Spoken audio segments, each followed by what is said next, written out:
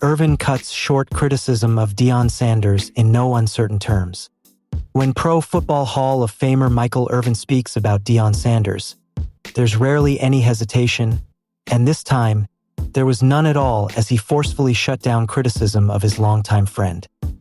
The Colorado Buffaloes are just 2 to 4 midway through the 2025 college football season, and each setback has brought renewed scrutiny of head coach Sanders, including his NFL legacy too. Once celebrated for transforming a struggling program into a national talking point, Sanders now finds himself under a harsher spotlight. However, the latest round of criticism had little to do with his current coaching record. Irvin defends legacy of NFL legends against modern comparisons. The Facts Over Feelings podcast, a host speculated whether Sanders and other legends of the 1980s and 1990s could keep pace with today's NFL athletes amid their carefully refined health, conditioning, and performance routines. When Hall of Famer Irvin speaks about Deion Sanders, the world listens. There is no hesitation in his voice, no diplomatic filter softening his words. His tone carries both admiration and defiance.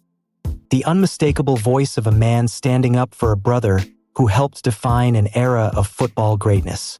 This time, Irvin's passionate defense came in the face of modern criticism aimed not just at Deion Sanders' coaching career at Colorado, but at the very legacy of the legends who ruled the gridiron in the late 1980s and 1990s.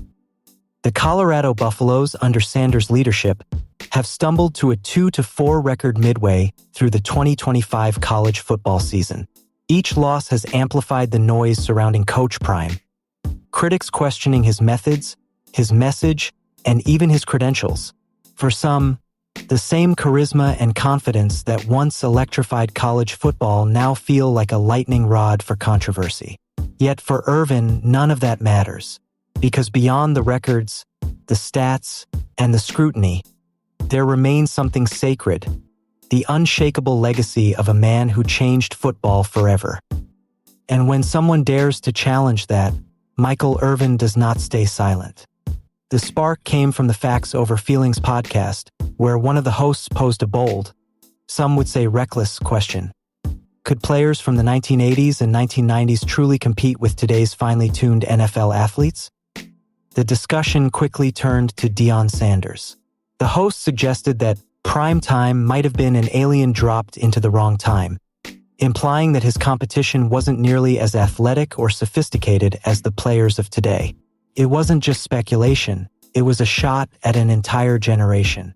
To drive the point home, the podcasters even compared photos of Irvin and Jerry Rice, the two most decorated wide receivers of their era, with modern stars like Odell Beckham Jr. and Tyreek Hill.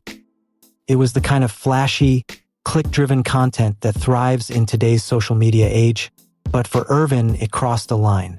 This wasn't analysis, it was disrespect. Irvin has always worn his heart on his sleeve, and that passion poured out as he fired back on his social media platforms. His words were raw, unfiltered, and dripping with disbelief. "Are you SHG me?" Irvin thundered. "We are the two most accomplished receivers in the history of this game when you're talking about the most important thing, championships. And you're stupid at talking about running fast like people weren't running fast back then? Are you SH***G me?" In that moment, Irvin wasn't just defending himself. He was defending a brotherhood men who had bled, battled, and built the NFL into the multi-billion-dollar spectacle it is today. He was defending a time when greatness wasn't measured by GPS tracking or advanced analytics, but by toughness, consistency, and the ability to deliver under pressure. For Irvin, the idea that Deion Sanders, one of the greatest athletes to ever play the game, couldn't hold his own today was beyond absurd. It was like suggesting Michael Jordan couldn't score in the modern NBA. To understand Irvin's fury, one must first understand what he and Deion Sanders represented during their prime. The 1990s weren't just another chapter in NFL history. They were a revolution in swagger, competitiveness, and entertainment. Sanders wasn't just a cornerback. He was a cultural phenomenon. Nicknamed Prime Time for a reason. He combined blazing speed with charisma and confidence that turned every interception, every punt return, into a national event. Irvin, on the other hand, embodied the fiery, relentless willpower that fueled the Dallas Cowboys dynasty.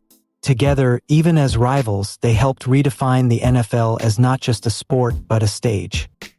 Their rivalry became friendship, their competition turned to mutual respect, and their shared journey became part of the mythos of football itself. When Irvin speaks about Deion, he isn't talking about a coach in Boulder struggling through a tough season. He's talking about the man who locked down the NFL's best receivers week after week. In an era where defensive backs could grab, shove, and hammer players without fear of a flag.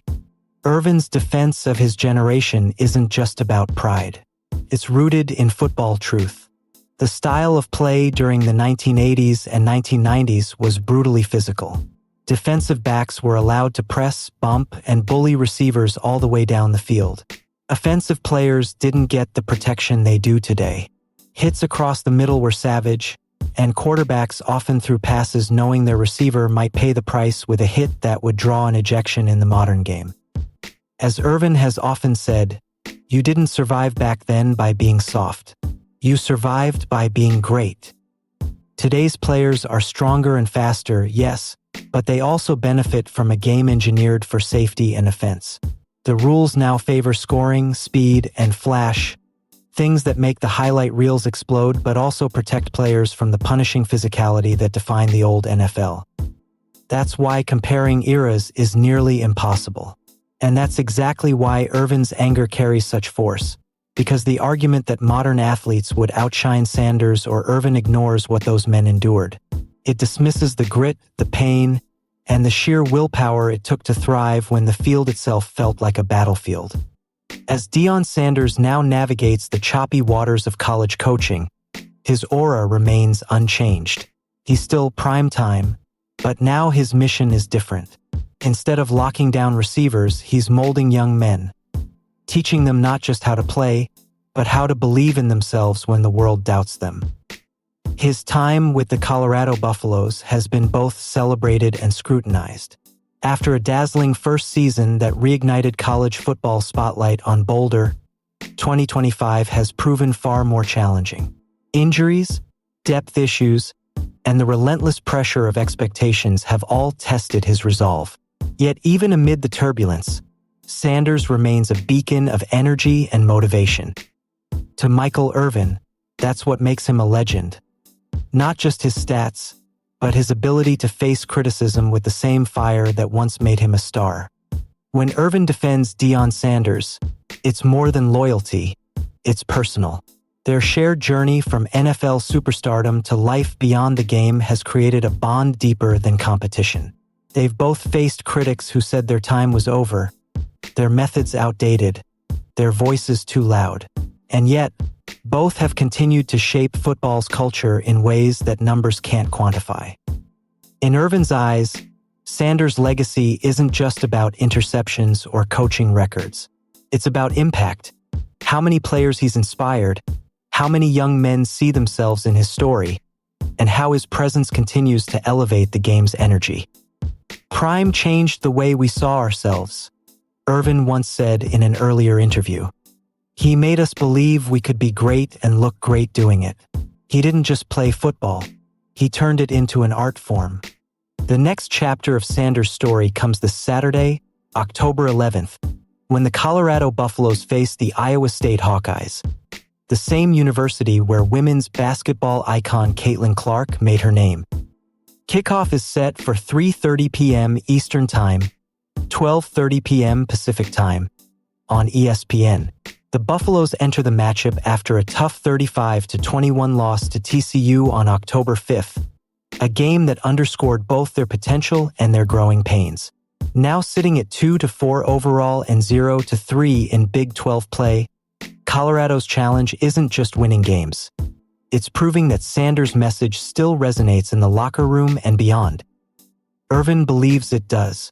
He's seen what Sanders can do when his back is against the wall. After all, that's when prime time has always been at his best. The argument over past versus present will never truly end. Every generation believes its stars shine brightest. But when it comes to Deion Sanders, few names in football history can match his combination of speed, instincts, and charisma. His ability to dominate both on defense and special teams was, and remains, unmatched. Modern athletes might have technology, nutrition, and recovery tools their predecessors could only dream of.